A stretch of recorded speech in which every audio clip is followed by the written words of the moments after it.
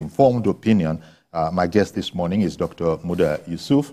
Dr. Yusuf is CEO of Center for Promotion of Private Enterprise, CPPE. He's also the former Director General, Lagos Chamber of Commerce and Industry, LCCI. Thank you very much for coming on the program. It's a pleasure. Indeed. Thank you. It's our pleasure. Thank you. You no doubt would have heard about the statement that has been put out, also all of it to the effect that, yes, indeed, what the whole country knew 10 days ago, according to the central bank ruling, and since everybody knows that there's no further law beyond that. Yeah. So we were expecting that, okay, we're going to be happy. The president, the governor of central bank, I don't know if we should put the attorney general in it. They all delayed this for 10 days until the announcement was made. So I'm going to leave all of that to one side, sir. I wanted to ask you, those that feel that this has been very damaging to the economy since the whole policy started, would you sort of give me your evaluation on whether that was making a mountain out of an anthill, or indeed it has cost us, so to speak, a pretty penny? Yes, it has cost us a lot. And we have never had this kind of experience. When you have a situation where the entire economy was almost ground into a halt. Because what is an economy if you don't have a payment system? There is no way an economy can function. Now, cash is a payment instrument. Mm-hmm. And there is no business you do that will not involve some form of payment, whether electronically or physically. That's right. Now, when you have a situation where there was acute shortage of cash, that paralyzed the economy in so many ways. And it was intentionally so. It was intentionally so. Well, there are all sorts of theories. Yeah. There is economic theory where the central bank was trying to propound that we have too much cash in the economy.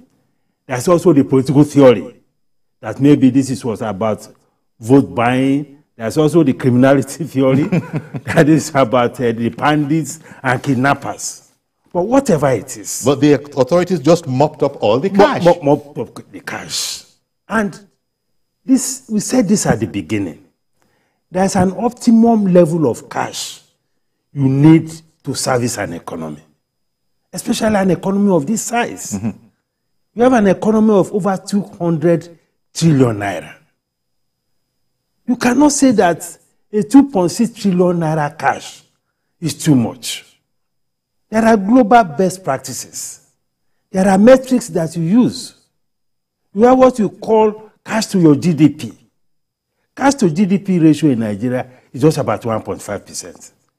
In many other climes, it's as high as 10%, okay. 15%, 18%. Oh, so even before this, it was hovering around the 1.5%. Around 1.5%. Even before all of this trouble. Yes, it wasn't that bad. And then they didn't cut it more. Then you have the metrics of checking the ratio of your cash to your money supply. Money supply was 52 trillion.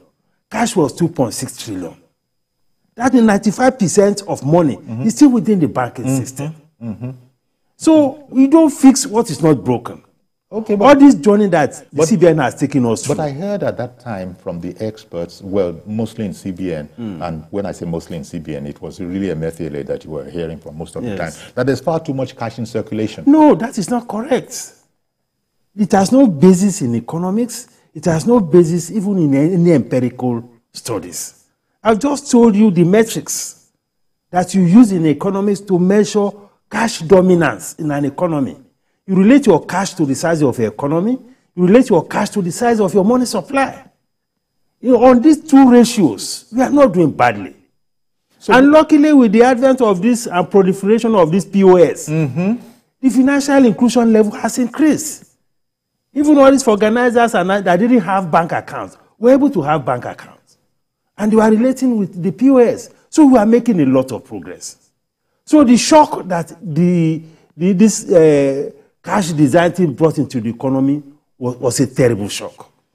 And you can imagine how it has destabilized the economy. You know, I was going to ask, you know, sometimes we hear in other sectors, like go to the petroleum sector, they say, quote unquote, I'm just using it as an example, if you shut down the refinery, it's not as easy tomorrow to just switch the flip back up and everything is back. They say it doesn't work like that. So I was going to ask, with that kind of a background, in the case of the monetary policy and the Naira and all of that, how soon do you think we will recover? Will it be instantaneous, or are there some areas of this particular problem that are permanently affected? If there are no administrative hurdles or obstacles, because what we are seeing now is compliance with the Supreme Court judgment on the face of it. Well, we haven't seen it yet. We still have to go to the banks. We have to go to the banks and write a check for example, the 70,000 Naira and get it. And get it.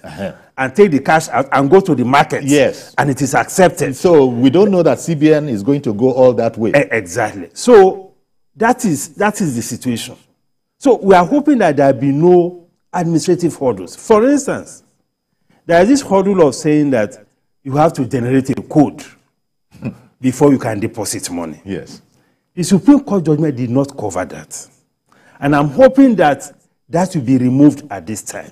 Because something is a legal tender, you don't have to generate a code either to withdraw it or to deposit it. And I also hope that there will be no other deliberate efforts to sabotage this. Because this compliance is a very reluctant compliance. It does look like that. You can see, you can see the time lag between when we had the judgment and when the president spoke and when the CBN is now issuing a statement.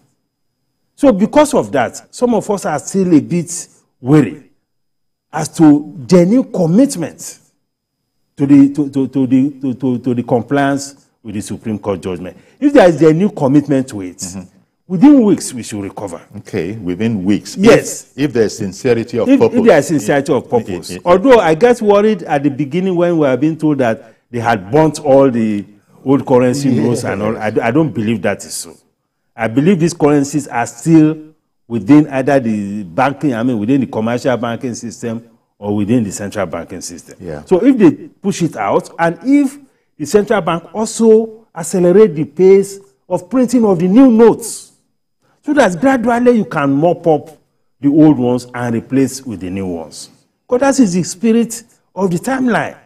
And the whole essence of the Supreme Court judgment is to expand the timeline so that there can be a seamless transition, which is what we need. But we have a fiasco on our hands, and as you've said, subject to the things that you said, if all of those can be done, you remove further impediments. Yes. And I think I'm inclined to agree with you, not being an expert of any sort, that this is a very reluctant compliance. Very reluctant. Very reluctant. And really, the government has to do something about that, because if Garba Shehu is saying on behalf of the president that he's a Democrat who knows the importance of the rule of law and would never think of functioning without it, well, if he knows all of that, then I guess we do need a bit more proof.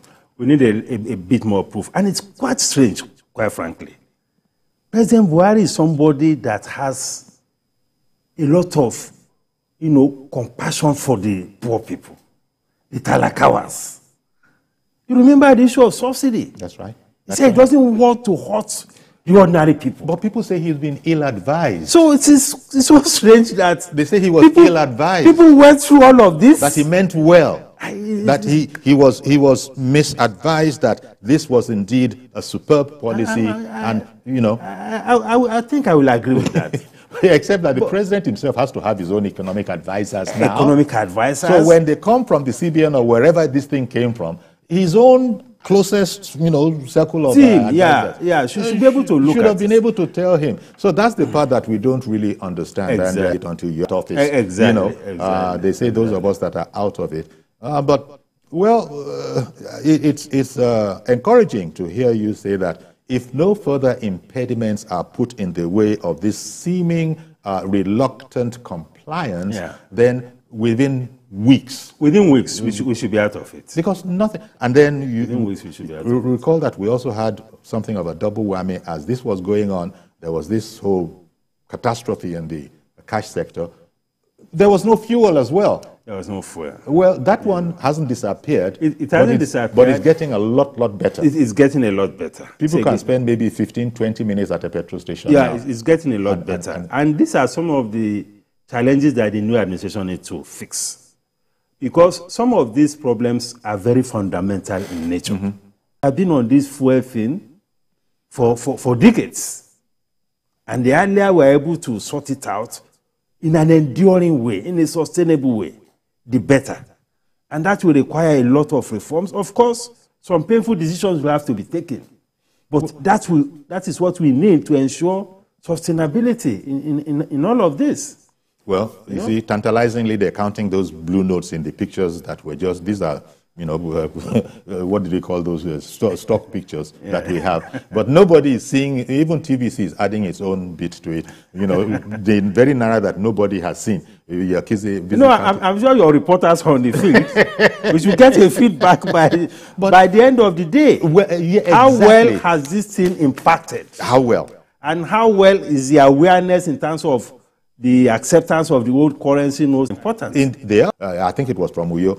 He's a small trader, and he said it's impossible that now, as you know, people are not accepting notes anymore, but they say they should be accepting it. I don't know. So indeed, as you say, I'm sure TVC News is going to No, even the ordinary person on the street, in the marketplace, was saying that we haven't heard from CBN. Yes. We haven't heard from Buhari. Yes. And that is what they were with. Now they have heard from them. And I'm sure there will be a change. Well, yeah. There will be a change. Because that change is going to come from the banks. Once the banks begin to give people, like before, whatever they want out of their money. But you were explaining that this was a three-pronged attack. On the one level, there was the criminality, part of it. So if you're going to be generating a code, I guess kidnappers and the like will not be able to, I mean, the code will further trace where the money is coming from. That will create another impediment. We don't want any other impediment on the, in this cash process. So we should return back to status quo and let these things flow. The issue of criminality, you can always trace. If somebody is depositing, maybe $1 billion naira cash or something, you have the record. That's right. You can always go after the person. Let me bring in Mr. Joshua in Irewolide. Good morning, Mr. Joshua. Okay, good morning. Good morning. Just quickly, please. Please use your platform to appeal to Nigerians to start accepting this currency. The banks are paying out the old notes already. So let people stop rejecting it. I think we have had enough.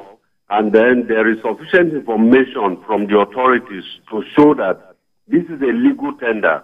The public needs to be educated to start accepting it. Like the guy that called him from Uyo, there is this attitude of we are punishing ourselves.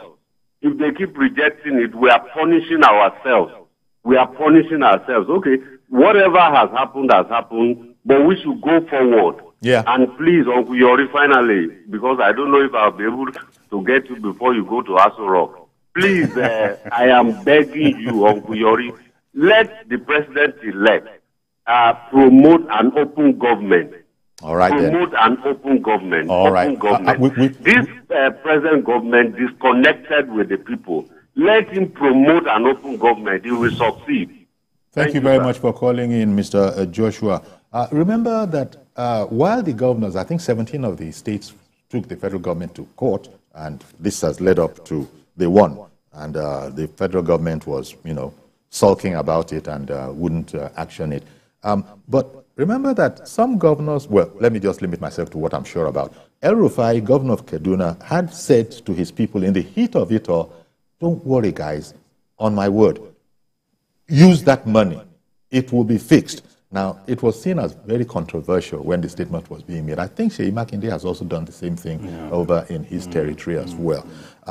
So it would appear that those guys were seeing, they were sort of almost like prophetic, almost, because they said, keep on using, I assure you, the government cannot win in this case. Keep on using those, that's your old currency. I don't know the extent to which the people responded, but that very notion about the government has put out one currency, and there are people saying that they don't have a right to do what they've just done, to mess up our whole finances and our whole lives. So please ignore them. Keep on spending that money amongst yourselves. At that time was anchored on the Supreme Court's judgment. Yes. You know, there was this ex parte order. 2 minutes before. Ex parte order before this main judgment. That in the meantime, before the substantive suit was heard, that the status quo should remain, which meant that the old and the new should continue. Yes, but people were afraid. People were afraid. But again, the matter was made worse. Again, there was no announcement from either the president or the CBN governor. And when the president now made a pronouncement, he limited it to only 200 naira notes. We're going to have to leave it here to Dr. Yusuf. It's been a harrowing experience. It is. But thank you for coming along. We appreciate your coming on. And indeed, that's our program today. Please join us tomorrow for a fresh edition. I am Yori Folarin. Bye-bye for now.